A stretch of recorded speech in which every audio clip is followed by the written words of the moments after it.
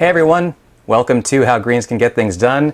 My name is Michael O'Neill. I'm your friendly Green Party of New York organizer, and I'm broadcasting to you from beautiful Suffolk County, Long Island, near the Patchogue Bay. And I'm here today to continue our series on single transferable vote elections. And last week we talked about how to conduct a single transferable vote election using open source software and software that's available at opavote.org or .com. Opavote, you can just Google Opavote. It's right there for you, or use the search engine of your choosing. And then we also provided you with links on how to download that software to use it offline. This week, I'm going to run through the basics of how to actually run a hand count of a single transferable vote election. Just to recap briefly, a single transferable vote election is a form of ranked choice voting, which is a term that Greens may have heard before, where you're actually able to rank your preference of candidates in the order of your choosing. So you don't just have to vote for one person. You could say, out of 3 candidates, I prefer candidate A and candidate B. And then if candidate A has the least amount of support in the first round of voting, then your vote goes to candidate B. And that way you're able to preferentially rank your candidates, and it helps you protect yourself from the candidate who maybe you really don't want to get elected. And that is a big part of our vision for electoral reform in the way we would like to see our public offices elected in government, is to give people more power in their vote, more expression and articulation in their vote. But it's also how we want to conduct our elections within our Green Party organizations. It's specified in our state rules, and we mandate it from our counties. It's a good thing for us to be able to practice what we preach so that we know what we're talking about when we talk about single transferable vote or ranked choice voting as something that we want to implement in our government and in our society. So like I said, last week we went over a way to do it using software. Now I'm going to show you how to do it using a kind of a virtual hand count for a couple different scenarios. And it's good to be familiar with both. And there are Greens out there who really feel strongly that elections should be hand counted, or at the very least hand countable. And the nice thing about Opavote and OpenSTV is that it's not a black box voting software application, in the sense that you still can have a paper record because you're data entering paper ballots, and it gives very detailed reports on how the vote was calculated round by round, and also people can go in and review the ballots as they were entered. So there is a trail there, and even a paper trail. But it's a good thing. Maybe you don't have a computer handy. Maybe your computer crashed. Maybe your computer was hit by a meteor. So it's a good thing to be able to, just with paper and pencil, to be able to tabulate an STV election. So to do that, we're going to go to the magic window here in just a moment. Let me just bring up the magic window on my screen. Okay. Now, if you're watching this on Facebook Live, you're definitely going to want to go into full screen so that you can see the text that I'm trying to show you right now. And so just a little bit of background. Now, this is going to involve a little bit of math, all right? And before you assume, oh, well, Michael can calculate STV elections because, he's some kind of, numbers monster. Well, listen, I was a theater major, okay? I was a theater major. I flunked out of engineering, okay? And I became a theater and media studies major, all right? So numbers do not come naturally to me. This is not something that, I am naturally inclined to have an aptitude for, but it's something that I've learned how to do by learning from great people like Lynn Serpy, who's a fantastic Green and has helped conduct STV elections around the world, and has been an advocate for STV and ranked choice elections around the world, and people like Craig Seaman, also here in New York State, who has been one of our kind of experts on how to conduct these elections. But we need more people who know how to do this, and what I'm hoping is that this introduction that I'm giving you here makes it user-friendly enough that you can, run some practices or, get familiar with it. Practice makes perfect. Talk about it with your fellow Greens in your county organization or in your committee. And just the more familiar you are with it, the easier it will be. So, all right, getting down to brass tacks here. So a single transferable vote can be used in a single member or single seat election. So that would be like a president or county chair, where there's just one seat available. Or you can use it in multi-member or multi-seat elections. So if you had like a couple of at-large steering committee members, or if you had a couple of vice chair positions, that kind of thing. So where you have more than one seat that will be filled in the election. So, single transferable vote works for both of those. And when you do it in a single seat election, that's where it resembles ranked choice voting, as we frequently advocate for things like governor or president or mayor. And when you have a multi-seat election, that's getting into proportional representation. And that has been key for Green parties and other left third parties around the world to getting into office. All right, so in both cases, whether it's single seat or multi-seat, you're going to use a formula to calculate what is the threshold for victory. And the threshold for victory refers to the number of votes that a candidate needs to receive in order to get elected, either to the one seat or to one of multiple seats. So the threshold in a single seat election is intuitive, right? It's 50% plus 1. But even that 50% plus 1 is based on the same formula that we use for multi-seat elections. And that, so first we're going to talk about the percentage, right? So if you think of the share of the vote as a percentage, then you're dividing 1 by n plus 1 plus 1, right? So right now we're talking about a percentage, so we're doing it as a fraction of 1, right? We're into fractions now, right? This is elementary school math. So n refers to the number of seats available, and in a single member election, n equals 1 because there's one seat available. So our fraction then turns into 1. And again, this is to figure out a percentage of the vote that's necessary to win. 1 divided by 1 plus 1, and then plus 1 vote. Let me clarify that. So, you always start with 1 when you're calculating a percentage.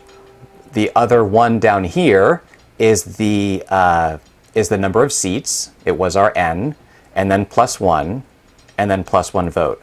So that turns into 1 over 2, because 1 over 1 plus 1 is 1 over 2, is 1/2, right? And 1 divided by 2 is 50%, because we're calculating a percentage, right? So for a single seat election, the threshold for victory is 50% plus 1. Now you already know that, right? It makes sense. If you got X number of people voting, at least half plus one more vote is necessary to have a majority of the vote to get elected. But I wanted to walk you through how that formula applies to that intuitive answer. Okay, so let's go to how that percentage actually relates to the number of votes that a person needs to get elected. And this is, I find, a little bit more intuitive than talking about the percentage, but I wanted to start with the percentage because it's good to have an understanding of both. All right, so to figure out how many votes is needed to win the election, aka the threshold for victory, you're going to start with, instead of 1 at the top of your fraction, you're going to start with the number of votes cast, right? The number of valid votes cast in the election. So you're not actually going to know your threshold for victory until you know how many valid votes have been cast. This is important. So you take the number of votes cast divided by n plus 1. Same n plus 1 as we were talking about before, and then plus 1 vote.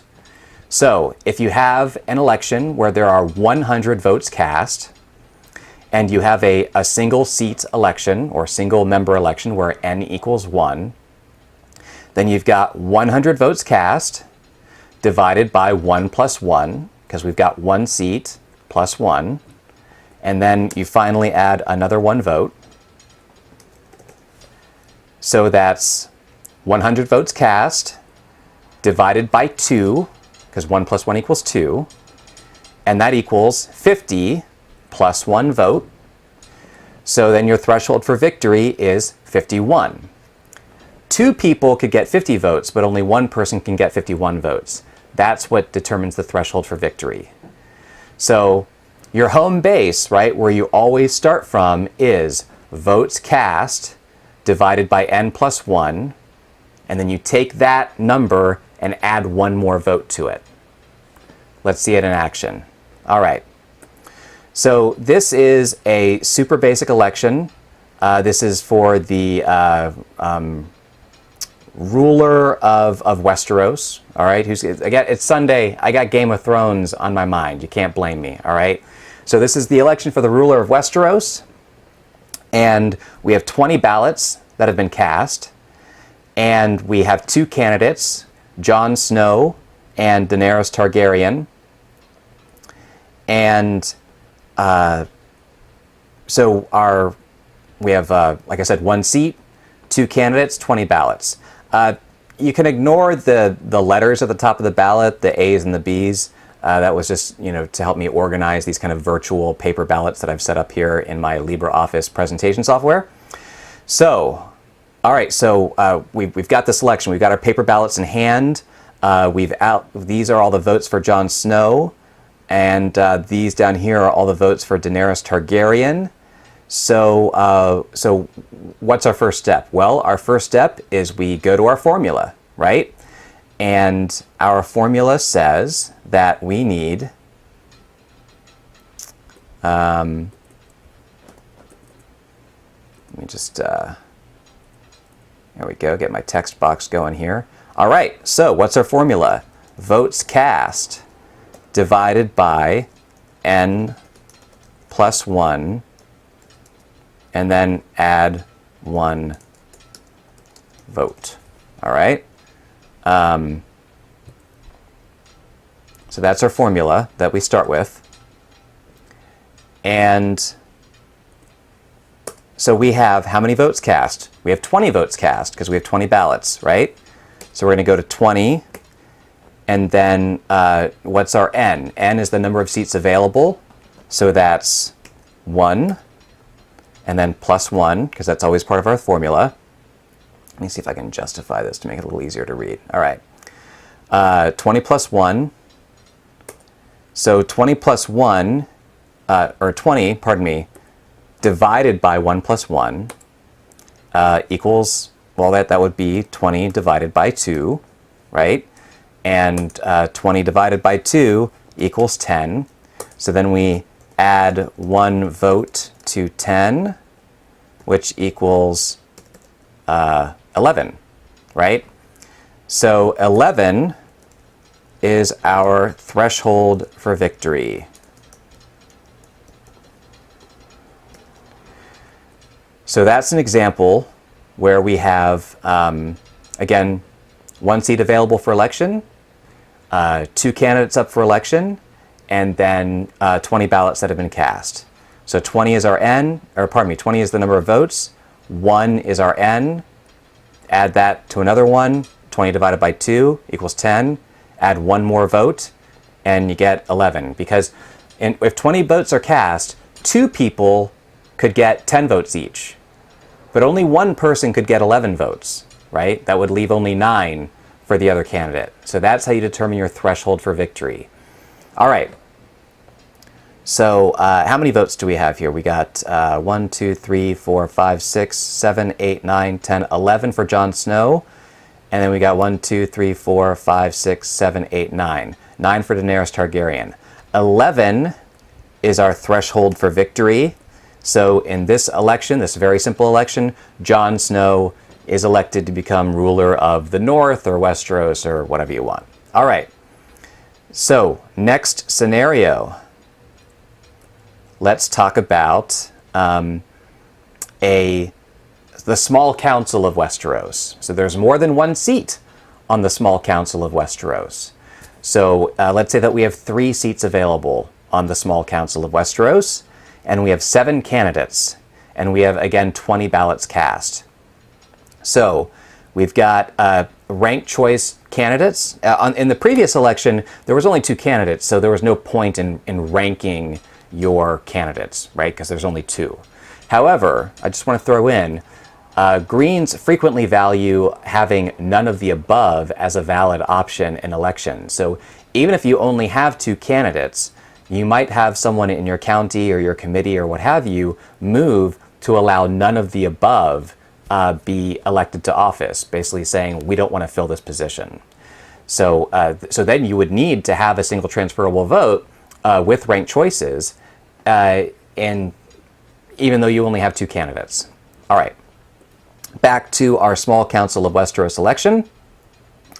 So, so what's our formula, right? We've got, so you start with votes cast, and that's 20.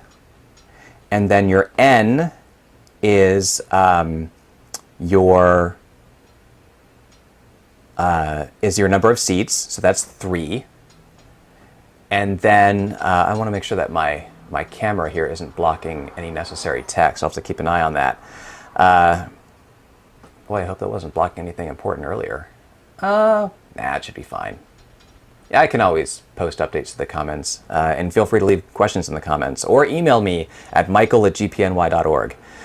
All right, so we're back to, all right, 20 votes is our number of votes cast. Our N, number of seats, is 3, and then plus 1 vote, as always. So we've got 20, 3 plus 1 equals 4, right? Easy. So we've got 20 divided by 4, plus 1 vote. So that means 5 plus 1 vote, because 20 divided by 4 equals 5. So 5 plus 1 vote means 6 is our threshold for victory. So you have to get 6 votes to get elected, because if you have 3 candidates who each get 6 votes, then that would be 18. That would leave only 2 votes left over. So 3 candidates can get 6 votes each, but you could not possibly have more than 3 candidates get 6 votes each, because that would be, 4 candidates getting 6 votes would be 24, which is more than the number of ballots that we have. All right. Even if this intuitively doesn't make sense, as long as you just follow the formula and go through the steps I'm talking about, you will reach the result that you need. You will reach the correct result. And with repetition comes understanding. All right, so in this case, we have 1, 2, 3, 4, 5, 6 votes where Jon Snow has been ranked first preference. So Jon Snow gets elected. We've got 1, 2, 3, 4, 5, 6 votes where Daenerys Targaryen has been ranked first, so Daenerys Targaryen gets elected. And then we have 1, 2, 3, 4, 5, 6 votes where Cersei Lannister has been ranked first choice, so Cersei Lannister gets elected, right? Easy. We had 3 seats, we have a threshold of 6 votes, and we have 3 candidates that have each reached 6 votes on the first preference ballot. So that's it. That's your small council of Westeros. So that's a little bit more complex than just a 2-person election for 1 seat, but we went through the formula. The formula will guide you home. Trust in the formula. So, moving on. Now let's say we have 3 seats available for the small council of Westeros.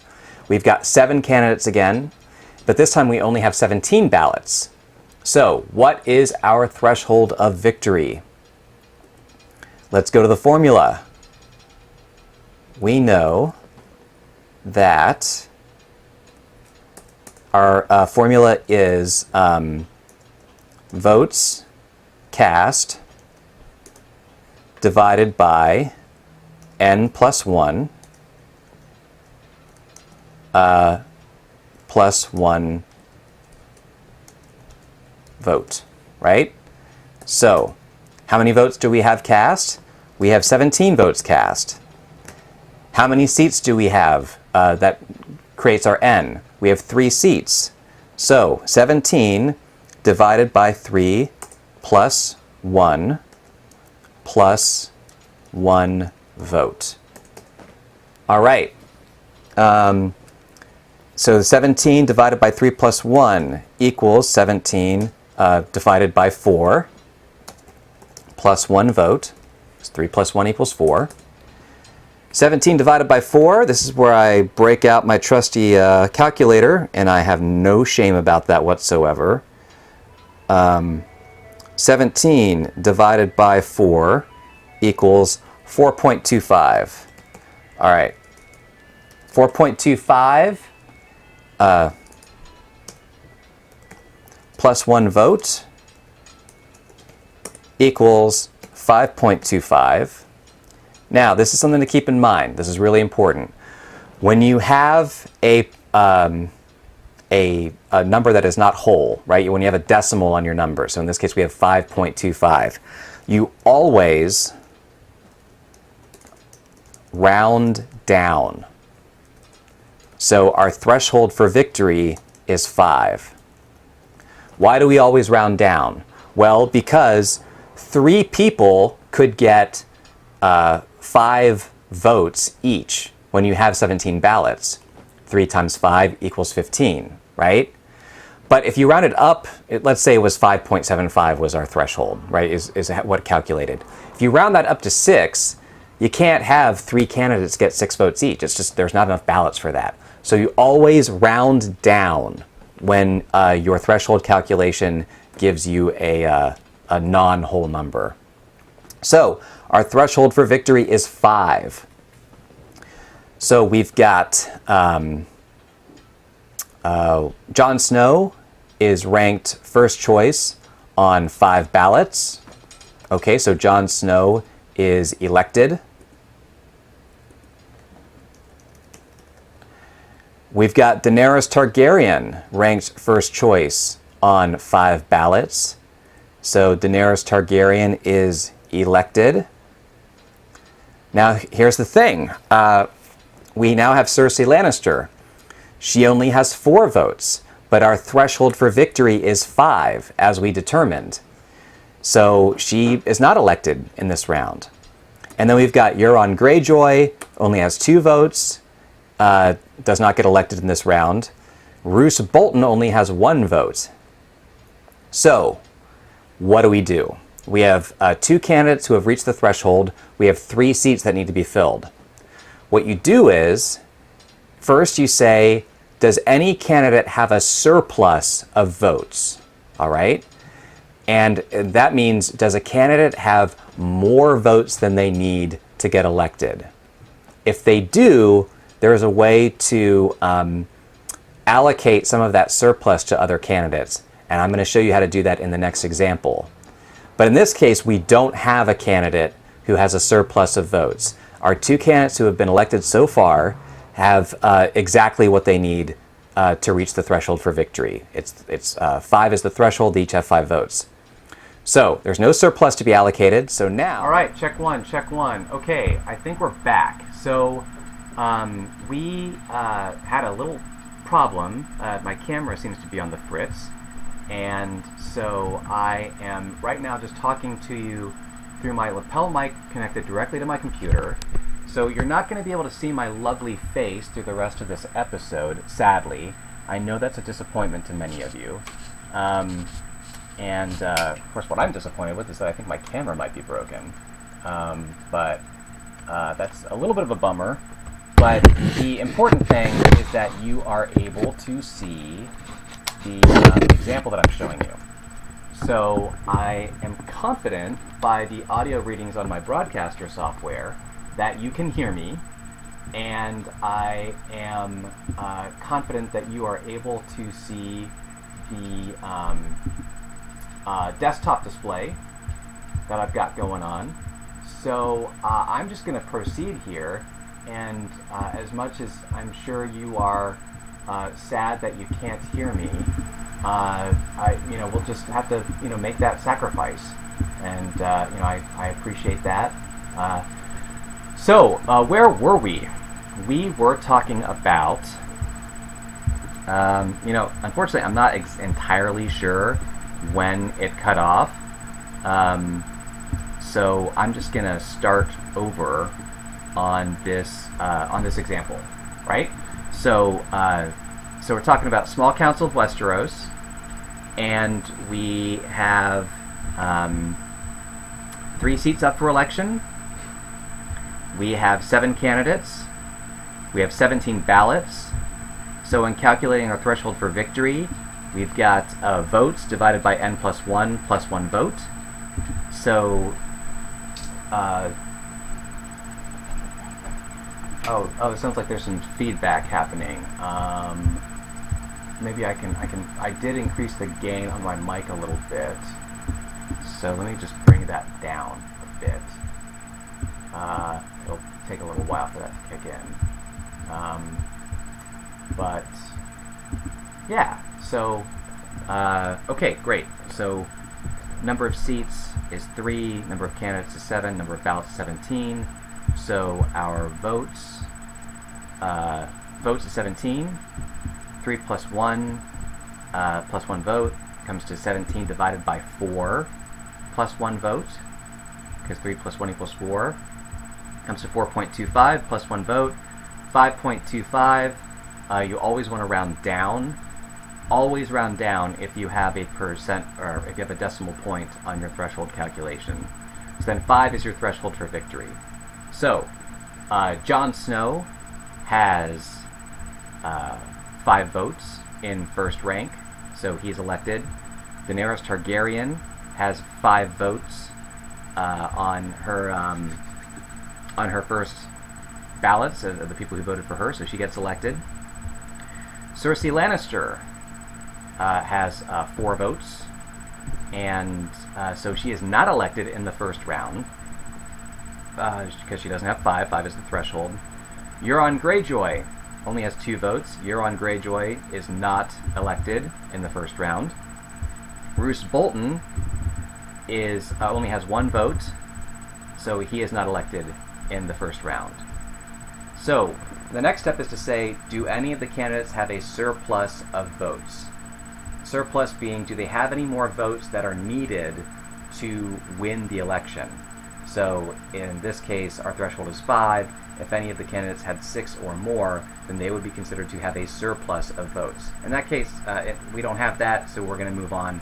I'll show you how to calculate surplus votes in the next example. All right. There's no candidate with surplus votes. The next step is to eliminate the candidate with the least amount of support in the first round of voting. That is Roose Bolton, because in the first round of voting, there's only 1 ballot that has ranked Roose Bolton as being their first preference. So we're going to strike out that, and so we've struck out Roose Bolton. So now we go to the second choice on that ballot, and that is Cersei Lannister. So the second choice on this ballot is Cersei, so that gets allocated to Cersei. Well, now Cersei Lannister has 5 votes. So Cersei Lannister has been elected. Cersei has reached the threshold of 5 votes and is elected. So we have our small council of Westeros. All right. Now, we're going to deal with surplus votes. The reason we have surplus votes is because in the Green Party, we don't like wasted votes. And a wasted vote, that you could consider a vote wasted if your candidate that's your first preference doesn't get in, and if you have no ability to rank your preference for the other candidates, then your vote just disappears, right? Your voice is silenced. But if you have a group of people where more than the number of necessary people voted for someone to win, right? You have more ballots than the threshold of victory requires, then those extra votes could also be considered wasted in a way, right? And you don't want to punish people for all agreeing on one candidate. So we are actually able to transfer a fraction of those votes to other candidates to make sure that their voting power is not diminished just because a lot of people happen to agree on one vote. Now keep in mind, this is only for multi-seat elections, when you have 2 or more spots that need to be filled. Okay, so just to go over real quick, the equation for your surplus transfer value, it's the number of surplus votes divided by the number of surplus votes for the candidate in question divided by the number of total votes for the candidate in question. So that's the second formula to keep track of, but it's a pretty simple one. All right. So we have 3 seats for election, Small Council of Westeros.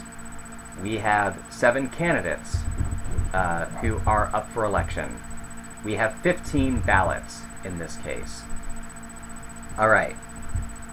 So what's our threshold for victory, right? How do we start every election? We go to our formula. And our formula says, you're going to be hearing this formula in your sleep if I've done my job right.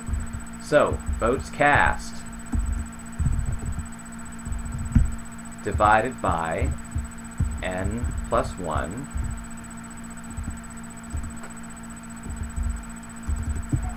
plus 1 vote, right? Votes cast divided by n plus 1 plus 1 vote. That's your friend. That's your best friend, is that formula. That's what's going to get you through this. All right, how many votes do we have cast? 15. N, the number of seats available, that's 3.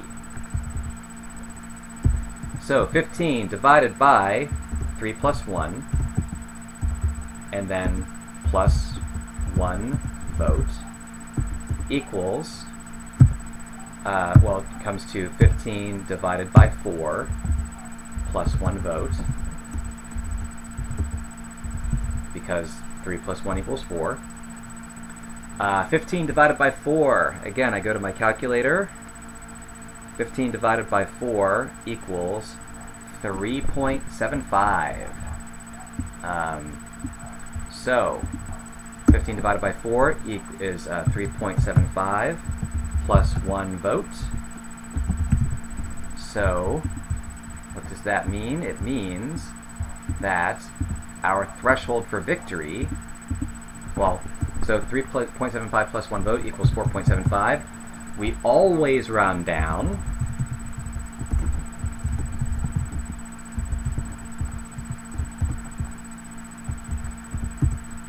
So that gives us 4 as our threshold for victory. Okay, so 4 is our threshold. Keep that in mind. Let's go to the ballots. Now that we've got a threshold for victory, we see that Jon Snow has 3 votes. Daenerys Targaryen has 5 votes. Cersei Lannister has 4 votes. Euron Greyjoy has 2 votes. Roose Bolton has 1 vote. Threshold for victory is 4, as we determined earlier. So, Cersei Lannister, who has 4 votes, gets elected. And she is elected without a surplus. She has exactly 4. All right.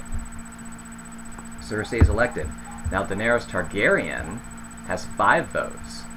So Daenerys Targaryen is elected with surplus. Jon Snow is not elected in the first round. Neither is Euron Greyjoy or Roose Bolton, because none of them have 4 votes, which is the threshold for victory. So, like I said, the next step is to allocate your surplus votes. In this case, we do have a surplus. Daenerys Targaryen has 4 votes, or pardon me, she has 5 votes, and she needed 4. Our surplus transfer value, as stated before, is the number of surplus votes divided by the number of total votes for the candidate. So, Daenerys Targaryen has 1 surplus vote, and she has 5 total votes. So 1 surplus vote divided by 5 total votes equals 0.2. 0.2. And I'm not above double checking that on my calculator. Yes, 1 divided by 5 equals 0.2. So what we're going to do is we're going to allocate 0.2 votes to the second choice candidate on each of those ballots, and we're going to add them up and see if that pushes any other candidate over the threshold for victory. So this is now a we're going to call this a 0.2 ballot. We're going to label these 0.2, and you can like physically write on your ballots that you're calculating by hand 0.2 or 0.25 or whatever the transfer is. So so Daenerys Targaryen was elected, so now it goes to the second choice. In this case, it's Euron Greyjoy. So I'm going to move that ballot down to the Euron Greyjoy pile, I should say. And my reminder that this is a 0.2 ballot. And so now our next ballot, this goes to Thomas Baratheon. And so that's a 0.2 that's allocated to Thomas Baratheon, who didn't get any other votes. So that's a 0.2. So we're just going to hold that over here for the moment.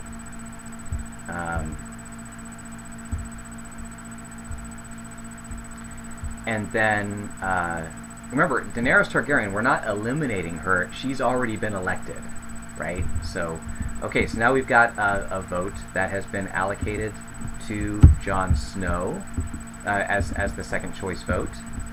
So I'm going to paste that. Nope. Okay, great. So we've got a 0.2, and we're going to give this 0.2 vote to Jon Snow up here. We've got another vote for a second choice rank for Euron Greyjoy. So let's copy that 0.2 again and move that over here. And so that goes into the Euron Greyjoy pile. And now our final vote is another vote, second choice for Jon Snow. So we're going to allocate that 0.2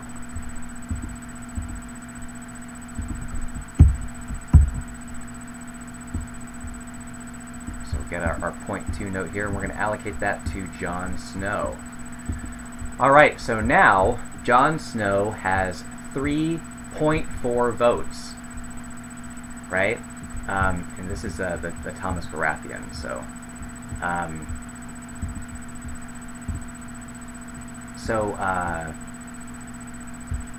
yeah, we got 3.4 votes for Jon Snow. We now have 2.4 votes for Euron Greyjoy, and then we still only have 1 vote for Roose Bolton. So we allocated our surplus votes, and the next step is to eliminate the candidate that now has the least amount of support on the first choice ballots. That's Roose Bolton. So Roose Bolton gets eliminated, and so his vote goes to the next candidate that is still a hopeful. So Cersei Lannister has already been elected, and so so we've eliminated Roose Bolton. So strike him out. Cersei's been already elected. So now her vote transfers to Jon Snow. Or not. Yeah, yes, because Cersei's already been elected. So it goes to Jon Snow, and so Jon Snow now breaks the threshold because he now has what's our threshold? Threshold is 4. He now has 4.4 votes because Cersei was already elected. So let me just check my cheat sheet to make sure I got that right. And this is why it's a good idea to have the software to double check, right? Oh, did I do that wrong? So Targaryen has surplus of 1 more vote than needed. Oh, so actually, I should have eliminated Thomas Baratheon. Once he got that 0.2 vote, he had less support than Roose Bolton. So, so let's roll it back here. All right. This is why we practice, right? So, Roose Bolton is still down here. Let's go back to Thomas Baratheon, right? No one had voted for Thomas Baratheon on their first ballot, right?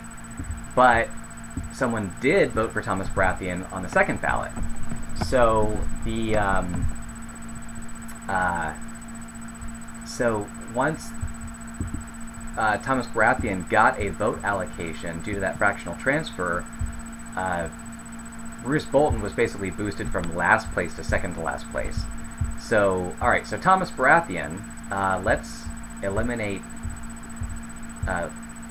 that,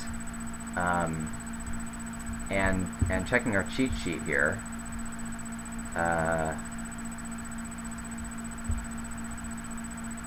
Snow 3.4, Targaryen back to 4. 5 votes times 0.8 each equals 4 equals elected.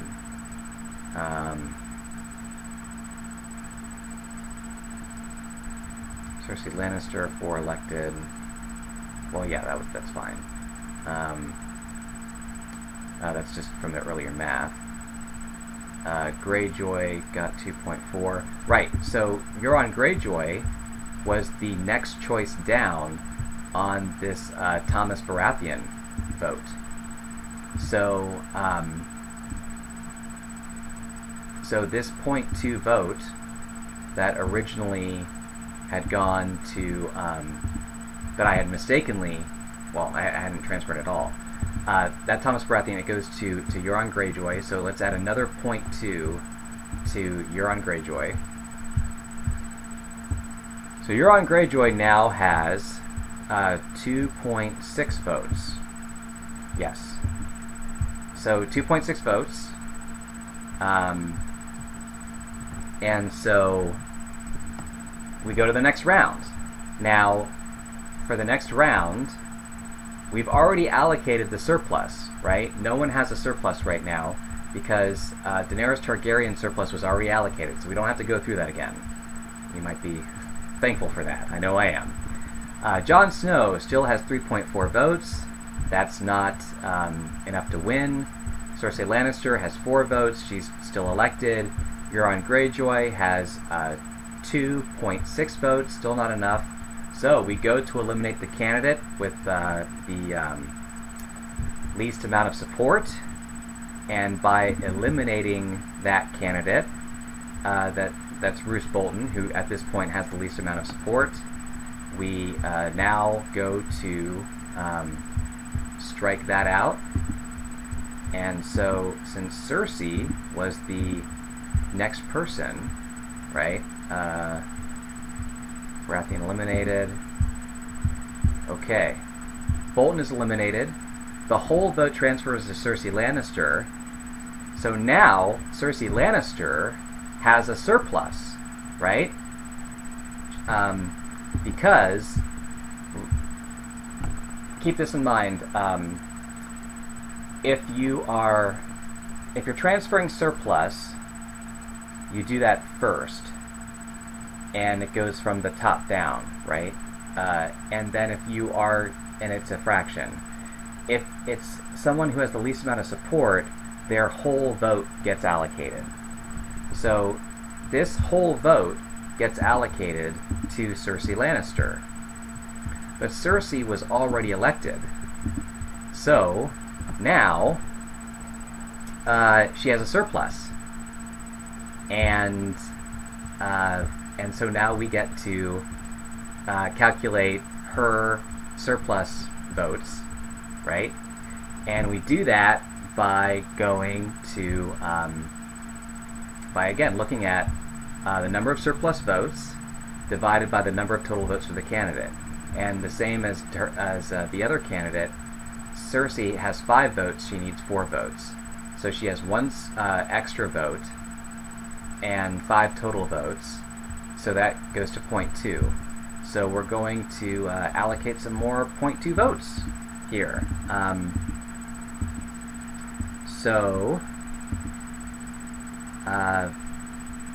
On ballot I here, we see that Thomas Baratheon is the next vote, but Thomas Baratheon has already been eliminated. So,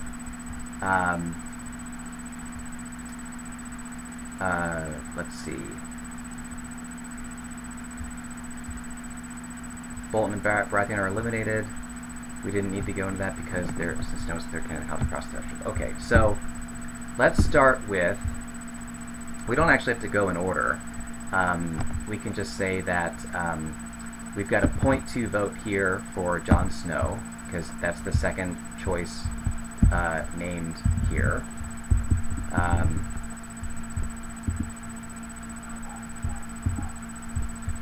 So let's do that. Okay.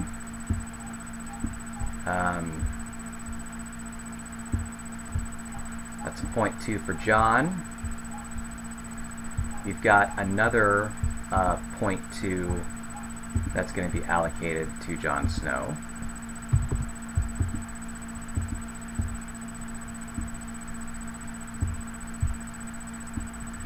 And then another 0.2 to be allocated to Jon Snow.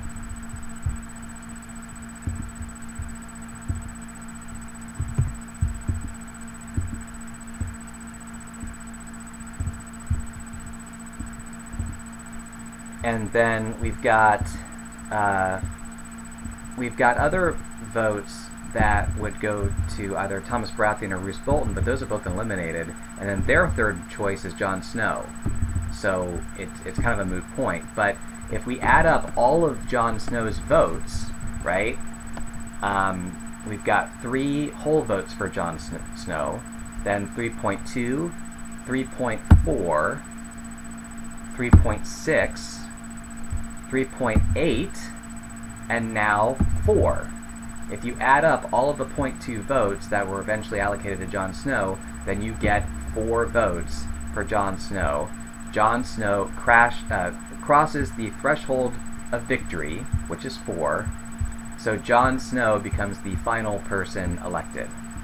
So that's kind of the hell scenario where you have, you have a candidate with surplus, and then their surplus ends up making other candidates have surplus, and so then you have to reallocate that surplus. I mean, it's not really a hell scenario, you just have to keep following the steps, right? Keep following the order of operations. It is a little confusing when the next choice down on a ballot is a candidate who has been eliminated or a candidate who didn't get any first choice ballots. You'll see that actually threw me a little bit. So it's good to have your formulas handy, and it's good to cross-check your results with something like OpaVote or OpenSTV, which is going to be free to use in most of your circumstances. And it's always good to check your work. The drawback of doing a hand count is that human beings make mistakes, and so you can either use the software and then rely on the report and check the report to make sure it worked out in a way that makes sense to everyone, or you can do a hand count. But if you do a hand count, then you got to manually, go through the steps, and it's like a loop that you go through over and over, right? So you calculate your threshold. How many candidates have reached the threshold? Do any of those candidates have a surplus? If so, calculate the surplus, allocate the surplus. Now, having allocated the surplus, have any other candidates reached the threshold? If no, eliminate the candidate that has the least amount of support. If that's a candidate with 0.2 ballots because they were allocated a fraction of a surplus, that's the candidate that gets eliminated because that candidate has the least amount of support. Now, that 0.2 ends up going to the next candidate on the list. And in our case, that 0.2 ended up going to Euron Greyjoy. And so then, once you eliminate a whole vote from the candidate that has least amount of support, then you might end up with a candidate who was elected with no surplus having a surplus, and then you need to go through the surplus process for their votes. I know it's more work than just everybody raising their hands and then counting the number of hands. But this is democracy, and it's about giving the maximum amount of expression and power to each person's vote. That's what we're trying to do here. And we're trying to make sure that you have candidates that have a real majority. If you don't do the if you don't allocate the surplus, if you don't eliminate candidates who have the least number of support and reallocate that vote, then you're not really getting a candidate with a majority, right? Or the threshold for victory, that is the maximum number of votes that a candidate can get to fill the seat. So I hope that this has been helpful to you. I hope I haven't confused you further. I am only human. I have had some, great teachers and some people who have explained this to me very well, but I'm still myself, I would say, at intermediate level of doing these kinds of things. I've run more practices than I have run actual elections. So the point isn't to feel intimidated by this. The point is to be prepared, right? Preparation builds confidence, and that's the name of the game. So before you're actually in your county meeting or your committee meeting, and you are trying to sort paper ballots and calculating thresholds and things like that, you want to practice and you want to run through this process with your committee members, with your county members as much as possible, so everyone has a decent idea of what's going on and that they aren't surprised or alienated by the process. You can do that with the software, you can do that with the hand count process, you can do that with both. But what we don't want people is not being familiar, not being trained, not being practiced at this, and then showing up and then people have a bad experience and say, oh, well, why don't we all just do a majority rules vote? That's a backward step for us. That is not progress. It's regression. So this is a learnable process. It's one that takes practice. There are some scenarios that are more difficult than others. Some of the scenarios that we went through this afternoon were pretty straightforward. The last one was more complicated. And we got to work in the Green Party at developing a guide that has a plain language explanations for what to do for some of these scenarios.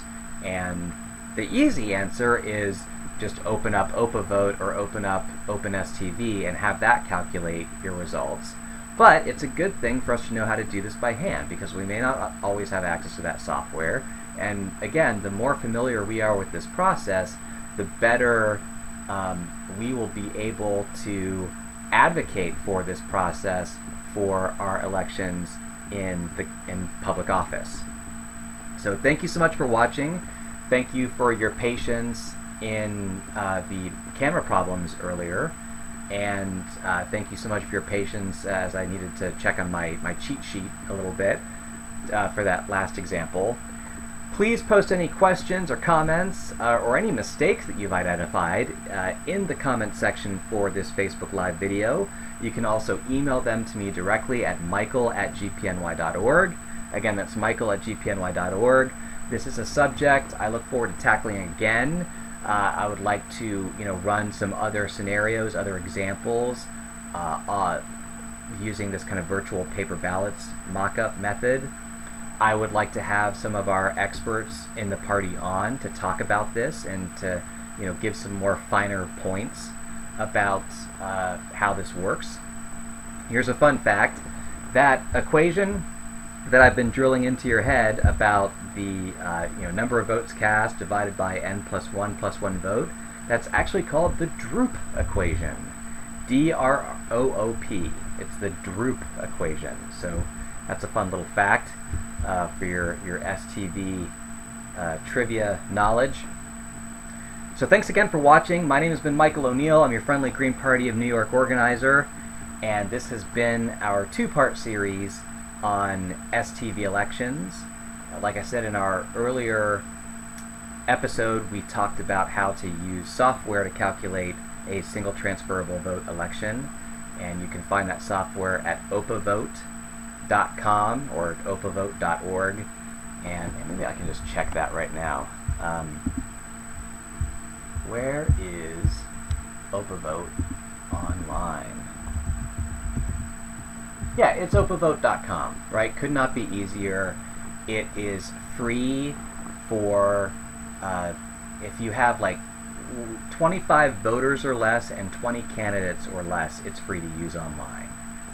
And for most county and committee meetings at this point, that's going to be suitable for our purposes. If you pay $5, then you can have up to, I think, 100 candidates, and it runs it for you, and you can see details on that in our previous videos. Yeah, $5 on opavote.com. You can have up to 100 voters and 25 candidates. And then I linked on the earlier episode to where you can download OpenSTV for free and use it however you want to. So, thank you so much for watching. I will be back again at 4 p.m. Eastern Time. I will be likely broadcasting from the Democracy Convention in Minneapolis, Minnesota, which I'm very much looking forward to attending. And I hope you have a great week. Have a great rest of your Sunday. And tune in next week for how Greens can get things done. Thanks.